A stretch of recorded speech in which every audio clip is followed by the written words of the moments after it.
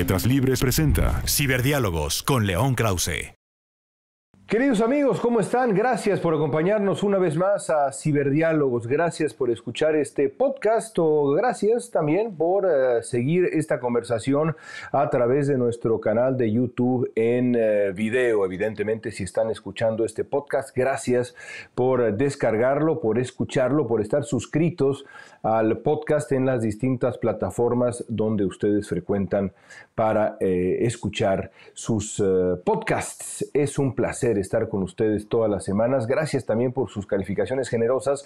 De esa manera podemos llegar a más podcast escuchas y este podcast puede tener una larga vida y podemos seguir ofreciéndoles estas conversaciones de largo aliento por mucho más tiempo. Es siempre un privilegio, como lo fue el día de hoy que conversé con Luis Antonio Espino. Luis Antonio Espino es un experto en comunicación política, en comunicación estratégica. Se especializa Luis desde hace mucho tiempo en ese análisis, también en la redacción de discursos y demás. Ha escrito desde hace un buen tiempo para Letras Libres. Recomiendo mucho, de verdad, sus análisis frecuentes que comparte en Letras Libres, como también recomiendo ampliamente el libro que Luis acaba de publicar, López Obrador, el poder del discurso populista. Es un libro, diría yo, incluso indispensable para entender la realidad mexicana, pero no nada más la realidad mexicana, porque el discurso populista, la demagogia, por desgracia, no es exclusivo de México. Lo vemos, como todos sabemos, en varias partes del planeta. Y esta disección que ha hecho Luis Antonio Espino del discurso populista, del recurso de la demagogia y la manera como ambos son fundamentales en la creación del gobierno López Obradorista es de verdad notable. Así que recomiendo el libro y los dejo ahora con mi conversación con Luis Antonio Espino, autor de López Obrador, el poder del discurso populista.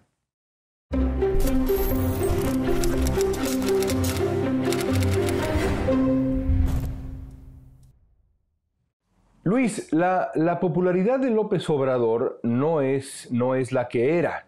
Ha ido descendiendo poco a poco, sobre todo en las últimas semanas, quizá el último par de meses, y sin embargo sigue siendo una popularidad pues notable, sobre todo cuando se le compara con los resultados objetivos de su gobierno. ¿Cómo lo explicas? Tú sugieres en tu libro una suerte de disociación en la percepción pública de su persona y su gobierno, entre su persona y su gobierno, los resultados de su gobierno.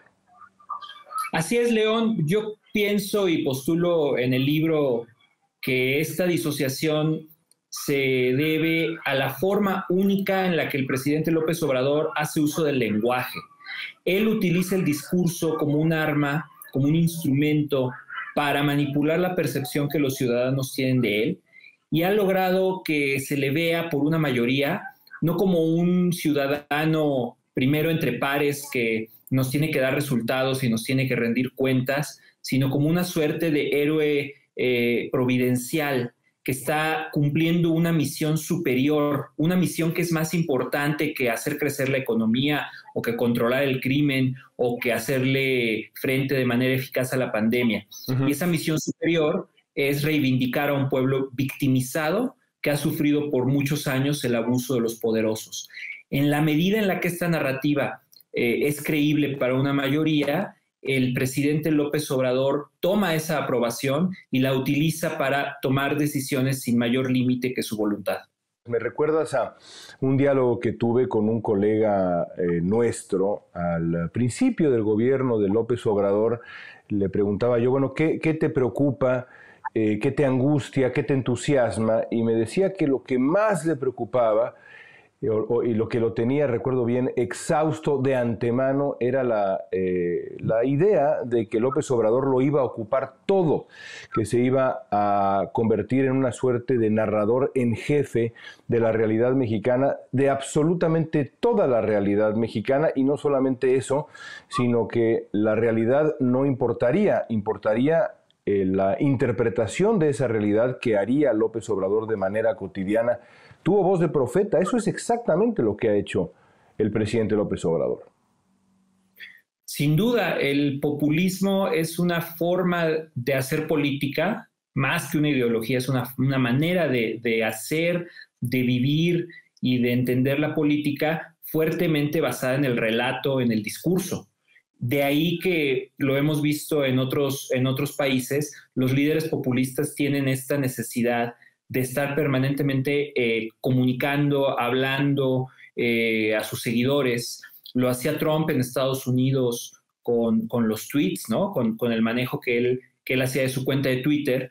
Lo han hecho otros mandatarios en Sudamérica con largos programas de televisión y radio o discursos que pues, podían prolongarse durante varias horas. Sí. Y aquí en México, López Obrador tiene su muy peculiar instrumento de propaganda, que son las mal llamadas conferencias de prensa de todos los días, las famosas mañaneras. ¿Hay algún antecedente en la historia moderna de México de un hombre que se haya adueñado de esta manera de la narración de la realidad, ya sea la realidad objetiva o la realidad subjetiva? Pues mira, no lo veo y creo que cualquier comparación se quedaría limitada por el hecho de que López Obrador logra hacer un uso muy intensivo de las redes sociales, también desde su tercera campaña, para influir en el sentimiento y en la percepción de los ciudadanos. Creo que este tecnopopulismo, se le podría llamar así, por la forma en la que también se aprovecha de esta nueva cultura de la sobreexposición, esto que antes ya se conocía como la civilización del espectáculo y la política del espectáculo, con las redes sociales alcanza niveles extremos y lo estamos viendo ahora en estas campañas para las elecciones intermedias, cómo esta tendencia de los políticos a mostrarse todo el tiempo tal cual son. Yo en el libro hablo, citando a Catherine Fieschi, que es una analista muy aguda de este fenómeno en la esfera angloparlante, que el ingrediente secreto de esta forma de comunicación es la autenticidad. ¿Qué pasa con un político tradicional? Siempre quiere mostrarse tal vez más inteligente, ocultar que no sabe cuáles son sus 3 libros favoritos, tratar de no opinar sobre lo que no sabe, guardarse su opinión en temas que no maneja técnicamente. López Obrador no es así. López Obrador se muestra tal cual es, sus virtudes y sus defectos los exhibe de manera orgullosa a diario. No es que desconozca las reglas, las conoce muy bien y las desprecia porque son las reglas de las élites. Y al mostrarnos de manera desparpajada ese desprecio todos los días, más de 2 horas diarias, sus seguidores lo ven como una figura familiar. Y a partir de esa familiaridad, confunden familiaridad con transparencia, confunden familiaridad con cercanía. López Obrador no se asume como un presidente más, se asume, quizá incluso por decreto, como una suerte de héroe patrio. Esto es decir, eminentemente una concepción mesiánica de sí mismo.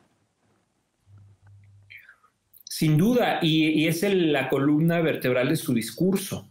En el libro yo argumento que el presidente no es que gobierne con símbolos, como a muchos analistas políticos les gusta decir en México, sino que sustituye comunicación con propaganda. Y explico cuál es la diferencia entre la comunicación de un gobierno y la propaganda. Básicamente, para decirlo de manera muy resumida, la comunicación respeta al individuo y le ofrece elementos para que llegue a una conclusión que puede ser favorable o no a quien está comunicando. La propaganda no, la propaganda impone su punto de vista, generalmente de parte de una figura de autoridad, y trata de que el individuo piense que solo hay una opción y solo hay una forma de pensar que es válida, ¿no? Entonces, cuando a través de la repetición, de la saturación y de la desinformación se bombardea al ciudadano con esta idea de que no estamos viviendo un sexenio más, sino una transformación histórica, una cuarta transformación, Exacto. estamos entrando al terreno de la propaganda.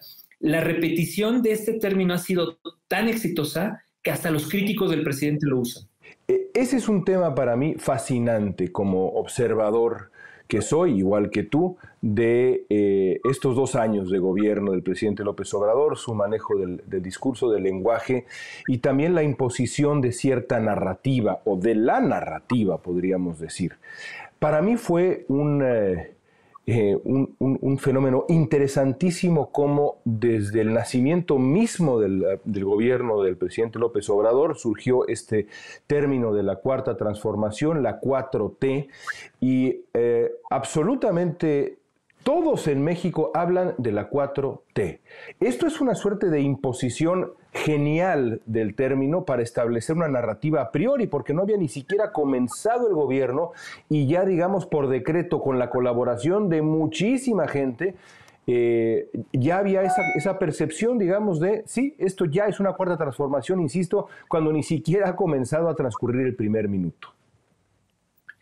De ahí su carácter propagandístico, justamente por lo que dices, porque no hay forma lógica de concluir que esto es un evento histórico del mismo calado que la independencia, la reforma o la revolución. Entonces, estamos hablando de un eslogan, estamos hablando de un concepto de propaganda que adquiere carta de naturalización a través de la repetición y la saturación. ¿Por qué le sirve al líder populista el sugerir, el poner en el escenario, el interpretar la realidad nacional siempre como una realidad binaria? Bueno, en el libro explico justamente esto, que es más que una característica del populismo, en retórica es una característica de la demagogia. La demagogia es esta forma de argumentación que puede venir de un político, pero no solo de los políticos, puede venir de intelectuales, de líderes de opinión, de periodistas, puede venir de nosotros, ¿no? Que interpreta el mundo como una lucha permanente entre buenas y malas personas. Entonces, ya que lo entiendes así, te das dando cuenta de que en México llevamos muchos años, nuestras élites de opinión, de análisis político, los políticos mismos, etcétera, y los ciudadanos interesados en política también, discutiendo mucho sobre si los políticos nos parecen buenas personas, nos parecen corruptos, nos parecen honestos, nos parecen inteligentes o nos parecen estúpidos, y menos tiempo le dedicamos a la discusión sobre los problemas del país y las posibles soluciones que estos problemas pueden tener. El populismo simplemente es una derivación de la demagogia, ¿no? Sí. Es una aplicación de esta estructura discursiva y argumentativa muy exitosa para ganar votos. En esta selección de villanos, porque para mí eso es lo que también ocurre, es una selección de villanos a los que hay que aventar en este saco de los otros, de la oposición, de las élites, de los que quieren dañarnos por principio. Los críticos no existen porque no hay legitimidad en la crítica, dado que todo crítico es antagonista. Los medios de comunicación son un blanco frecuente y lo vemos, Luis, en varios sitios. Es decir, la lista es realmente muy larga. Lo vemos en Brasil, lo vemos en Hungría, lo vemos en Estados Unidos, lo vemos en Polonia, lo vemos en El Salvador de manera clarísima y por supuesto lo vemos en México. ¿Por qué el discurso populista busca la confrontación constante con el periodismo, con la crítica, con los medios? ¿Por qué? ¿De qué le sirve? Bueno, mi hipótesis en el libro, a partir también de muchas coincidencias con otros autores que han analizado esto, tiene que ver con el deseo del líder populista de ser el único intérprete de la voluntad de esa parte de la sociedad a la que él o ella llaman pueblo. Y en medio entre la sociedad, entre la ciudadanía entendida de un modo amplio y el liderazgo del gobierno, hay una serie de intermediarios que analizan la realidad, la evalúan, discuten, interpretan cuáles son los problemas de la sociedad y cuáles son las alternativas de solución. Ese entramado es lo que permite que nosotros como ciudadanos podamos entender la complejidad de nuestras sociedades y de nuestros países, porque si no, no sería posible a nosotros ir a votar y de veras tener una comprensión mínima de si la economía va para arriba o para abajo, si la inseguridad está mejor o peor, si la pobreza aumentó, si el desempleo bajó. Claro. Y todo ese entramado es el que sostiene la verdad democrática. ¿Qué es la verdad democrática? Es el resultado de la deliberación de diversos grupos de la sociedad que, con base en ciertas reglas de técnica, de ciencia natural y social y del avance del conocimiento, nos permite llegar a un consenso sobre la situación de una comunidad. Es algo así como, es decir, la posibilidad de alcanzar hasta donde se puede una verdad objetiva de cómo están las cosas en una sociedad.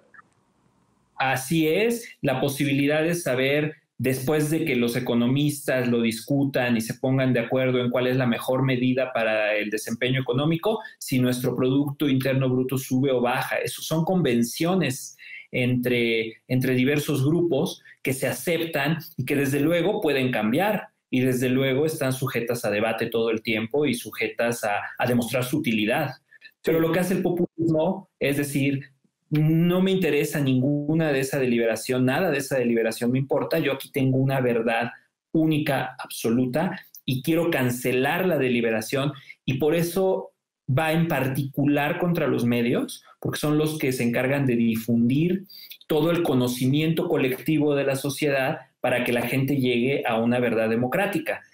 Pero aquí lo interesante, y lo platico ahí en el libro, es que también es ataque al conocimiento experto, claro, ataque a la ciencia, ataque a la academia, ¿no? Porque son esas partes de la sociedad que le disputan al populismo la interpretación, la evaluación de la realidad. Y hablando de verdades y mentiras, y de nuevo esto no es exclusivo de México, ni mucho menos, podemos poner otros ejemplos, el ejemplo de Estados Unidos con Trump, pues es evidente, pero hay muchos, muchos más. El de México es particularmente radical y me refiero a la cantidad de mentiras que dice el presidente de México en sus conferencias de prensa mañaneras, en donde se establece la agenda del país en una larga lista de temas, dada su identidad como narrador en jefe de la realidad mexicana. Y sin embargo, una de las preguntas que permanecen, quizá la pregunta más importante, es ¿por qué no le pasan factura al presidente de México, pero en general al líder populista, al demagogo, esta avalancha de mentiras? ¿Por qué no le pasa, digamos, mayor factura a la avalancha de mentiras que dice López Obrador? ¿Porque no hay nadie que le conteste en tiempo real? ¿Porque los medios repiten muchas veces sin contexto, sin verificación, al estilo tuitero, solo unos cuantos caracteres lo que dice el presidente? ¿Es una combinación de todo esto, Luis? Sí, y es fascinante la razón, y yo encontré una explicación muy interesante también en la obra de Catherine Fieschi, este libro Populocracy, que dice, no es que la gente no sepa que el líder populista está mintiendo, sí lo saben, pero los ha convencido de que hay un bien superior a la verdad.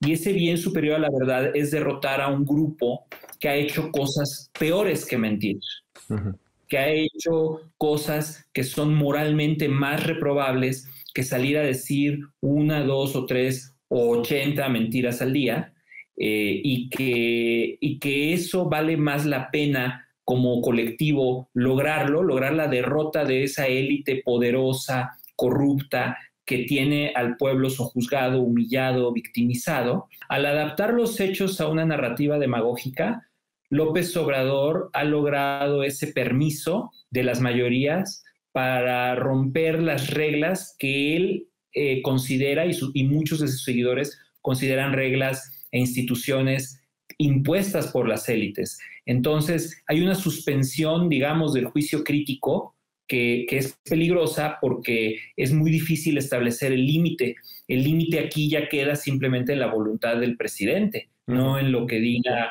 la Constitución o incluso las normas no escritas de la democracia. No deslegitimar al oponente, no atacar al ciudadano en lo particular, no usar el poder del Estado para agredir a ciudadanos en su honra, en su reputación, y un largo etcétera, ¿no? Ya has descrito qué es el discurso populista, qué es el recurso demagógico. Ahora, ¿cuáles son los antídotos? ¿Cuáles son los límites del populismo? Decía yo en una charla con Andrés Martínez en otro momento, no en Ciberdiálogos, en otro momento, que, por ejemplo, la pandemia exhibió el bluff populista. En varios casos, porque una crisis de ese calibre no permite manipulaciones o al menos le pone ciertos límites, porque los resultados de la incapacidad, de la ineficacia del gobierno no se pueden ocultar a través de recursos demagógicos. A Donald Trump le costó la elección, es evidente que así es. Sin pandemia, Donald Trump sería presidente de Estados Unidos y habría ganado de manera holgada. ¿Cuáles son esos límites? ¿Los resultados son los límites? Yo creo que tienes toda la razón en cuanto al posible desenlace de la elección de Estados Unidos sin pandemia, pero yo te diría, haciendo el símil con México, haciendo la comparación, que en Estados Unidos sí hubo un rechazo muy vigoroso de ciertos grupos de las élites intelectuales, académicas, periodísticas, generadoras de opinión, de los intérpretes, de los intermediarios que generan la explicación y la narrativa de la realidad. Sí fue mucho más vigoroso ese rechazo al populismo que lo que estamos viendo en México. Yo creo que en México las élites de todo tipo, artísticas, culturales, empresariales, intelectuales, universitarias, periodísticas, han tratado de acomodarse, me atrevo a decir, ante la realidad populista y han tratado, en ausencia de reglas, en ausencia de un Estado de Derecho eficaz, pues de sobrevivir, de adaptarse y de decir, bueno, vamos a ver cómo sorteamos este vendaval y esperemos que dure 6 años y esperemos estar aquí en 2024 para contarla. Y la respuesta a tu pregunta de cómo podemos combatir la demagogia, el populismo, venga de donde venga de quien venga, más allá de una persona, creo que tiene que ver con la responsabilidad, o comienza con la responsabilidad de quienes podemos opinar, podemos generar conocimiento, análisis, y sí se requiere una fuerte dosis de integridad intelectual, personal, de valor civil para decir las cosas cuando, a pesar de que sea una opinión impopular o a pesar de que haya algún riesgo. Creo que es un hecho que muy pocos países respondieron peor a la pandemia que México. Y sin embargo, me parece que el mal manejo de la pandemia, en algunos casos el cinismo frente a la pandemia, pienso no solamente en la figura del presidente, sino en la figura perversa de Hugo López-Gatell, no le ha costado al gobierno de México, como en otros casos sí le ha costado a otros gobiernos que han tenido que pagar su incapacidad para procurar la salud de su población, para ayudar a su población a salir adelante en medio de una crisis económica casi sin precedentes, casi sin comparación, y sin embargo el gobierno de México no le ha costado tanto, por lo menos en los índices de aprobación. Me parece que la pérdida en algunos casos es incluso nada más simbólica. Sí ha habido muchas voces en México y en el extranjero que han dicho México es una catástrofe en el manejo de la pandemia, esto es un crimen, los números son incluso, quizá rondan los 600,000 muertos. No le ha costado al presidente de manera sustancial. ¿Por qué? Yo empecé escribiendo mi libro sobre la pandemia.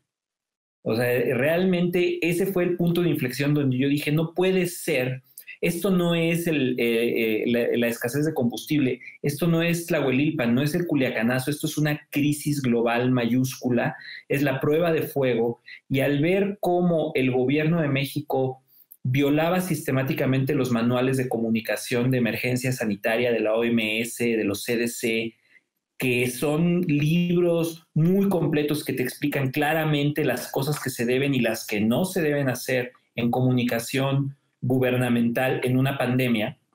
Al ver eso y que nadie dijera nada y que incluso celebraran que hubiera un vocero del gobierno replicando el mismo modelo propagandístico del presidente, largas conferencias de prensa para salir a antagonizar con los medios y a callar públicos, yo entré en pánico y dije, Dios mío, esto sí va a ser una cosa, como finalmente terminó ocurriendo, catastrófica.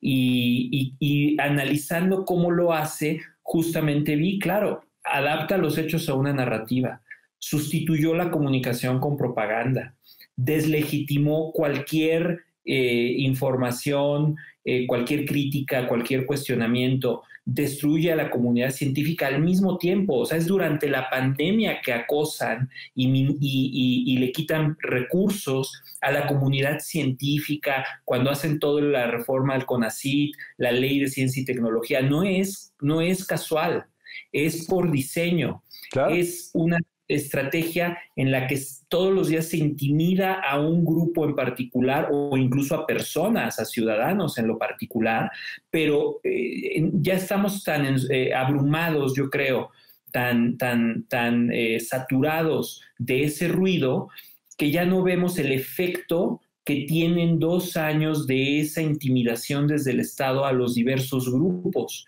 Uh-huh. Y ahí es cuando salimos del terreno de la ciencia política pura y dura y los modelos de racionalidad del votante y todo eso, y entramos a las cuestiones ya bien más humanas de quién va a tener el valor civil de decirle al poder que ya se pasó de un límite y que nos está costando vidas, y que este engaño sobre la pandemia, ¿cuándo nos va a dejar de ser indiferente y a quiénes y en qué tono lo vamos a decir? Entonces, ¿qué podemos hacer?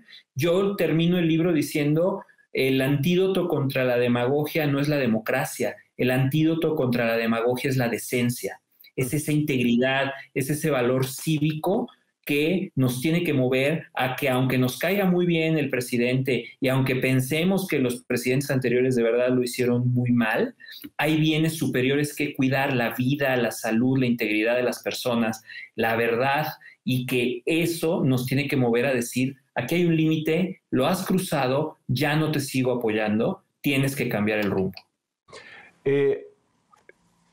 Quiero hablar de esa otra crisis de los últimos tiempos, una crisis inmediata, un flashazo de dolor en el corazón mismo del país, que es la capital mexicana, que es lo que ocurrió en Tláhuac. Y la reacción del presidente de México, que ha sido de verdad tan difícil de entender. El presidente de México decide no mostrar empatía alguna frente a las víctimas, no lo hace la noche en que ocurre la tragedia, y al día siguiente la emprende de nuevo contra los medios, arremete contra los medios, decide solidarizarse antes con la jefa de gobierno que con las víctimas públicamente. Luego se molesta cuando le preguntan por qué no va a visitar a los deudos y a los heridos, y luego finalmente concluye en ese video del fin de semana, aquel de las tlayudas, en donde aparece muy cómodamente comiendo pues uno de los platos más deliciosos de la comida oaxaqueña, mientras hay pues por lo menos 26 familias mexicanas, casi 3 decenas de familias mexicanas sufriendo. Explícame esa reacción, explícame este trayecto después de la horrenda, terrible tragedia. Yo lo explico justamente, bueno, lo trato de explicar, digo, ni siquiera sé si es una explicación completa, es una hipótesis, es mi interpretación. de por qué reacciona así. Y digo, me voy a permitir aquí citar algunas líneas nada más, si me permites. Adelante. Nada más. Yo creo que él no es un líder preocupado por el aquí y el ahora. Él se ve a sí mismo como un héroe patrio y ve a su gobierno como el cuarto acontecimiento más importante de la historia. Y yo creo que él sabe que nadie recuerda la gran epidemia de cólera de 1800 y no sé qué, nadie recuerda el gran terremoto de 1790 y pico, nadie recuerda si hubo una insurrección en algún lado y se murieron tantas personas inocentes, o si se cayó una mina en la colonia. O sea, él le apuesta a que todo eso son pies de página, son anécdotas en algún libro, en algún tratado histórico, y que la historia que él quiere escribir es la que él dicta, que es que había una vez un presidente muy bueno que amaba a los pobres y odiaba a los corruptos y combatía a los poderosos y protegía a los débiles, y que para no manchar ese relato perfecto que él va contando todos los días, no puede ponerle atención a esas desgracias del día a día, llámese masacres de los criminales, llámese tragedia del metro, o llámese la pandemia con los cientos de miles de muertos, porque no se puede permitir él, como narrador en jefe, como tú bien dijiste al principio, no se puede permitir él meter eso al relato.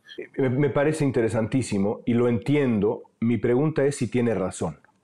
Y no pienso si tiene razón en cuanto al establecimiento de su leyenda o de su papel en la historia. Yo alguna vez le pregunté a López Obrador cómo debía yo explicarle a mi hijo mayor, que en aquel tiempo tenía 4 años, quién había sido López Obrador, y yo juro que lo vi conmovido en esa pregunta y me dijo, dígale que he sido un luchador social.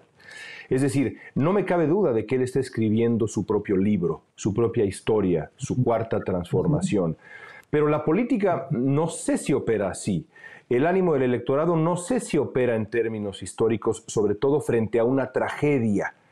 Y es ahí donde te pregunto, ¿tiene razón? De nuevo, no en función de la creación de su propio mito y su propia historia, sino en cuanto a sus necesidades políticas inmediatas en la elección que se acerca en un par de semanas y en el siguiente, la sucesión presidencial en el 24.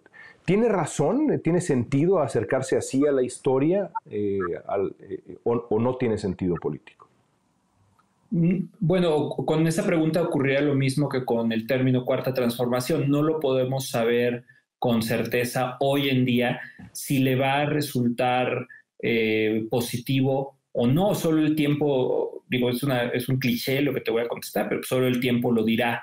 Si realmente la historia, o por lo menos las monografías y las estampitas de los niños, que los niños del futuro van a comprar, van a tratar de resumir en 3, 4 líneas lo que fueron estos años, y hablarán de la pandemia, hablarán del crimen organizado, hablarán de las grandes tragedias y los grandes problemas que se vivieron en esta época, y dirán 2 o 3 cosas de López Obrador, que esas 2 o 3 cosas son en las que él centra su discurso a diario, en su bondad, en su amor por los pobres, en su odio a la corrupción, en que promovía valores morales. Él pone la luz en esa parte del relato que él quiere que se recuerde, y te digo, ignora y deja a un lado por completo lo demás.